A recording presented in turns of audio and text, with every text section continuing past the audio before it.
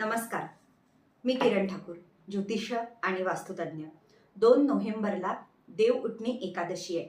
आता देव उठणी एकादशी म्हणजे काय? आपल्या सगळ्यांनाच माहिती आहे की विष्णू भगवान या दिवशी असं म्हणतात की निद्रा अवस्थेमधनं उठत असतात आणि देव उठणी एकादशी या दिवशी तुम्ही कोणता पण उपाय करा, असं म्हणतात की तुमच्या जीवनामधली दरिद्रता दूर जाते आणि लक्ष्मी साक्षात तुमच्या घरामध्ये वास करते. या दिवशी आपल्याला आपल्या घरी तुळस असतं आणि तुळस विष्णू भगवानांना अत्यंत प्रिय आहे. या दिवशी तुळशी मातेच्या मंजुळानी तोडायच्या आहे. तुळशी मातेला लाल कलरची मोली असते, हातामध्ये बांधायची. ती तुळशी मातेला 5 वेळा अशी तुम्हाला बांधायची आहे. ओम नमो भगवते वासुदेवाय नमः या मंत्राचा जप करत.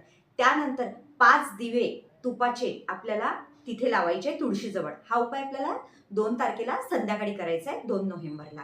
आणि तिथे बरोबर जे पण शृंगार असतं आपल्या घरामधलं ते तुम्ही लक्ष्मी मातेला एक तर तुळशीला पण अर्पण करू शकता. याच दिवशी तुमच्या घरामध्ये तुम्ही ओम नमो भगवते वासुदेवाय नमः तुळशीच्या माळेवरती जप करा. विष्णू भगवानांना पिवळ्या कलरचा प्रसाद अर्पित करा आणि त्यांना प्रार्थना करा की हे प्रभू, तुम्ही निद्रा अवस्थेमधनं उठा आणि आम्हाला आशीर्वाद द्या.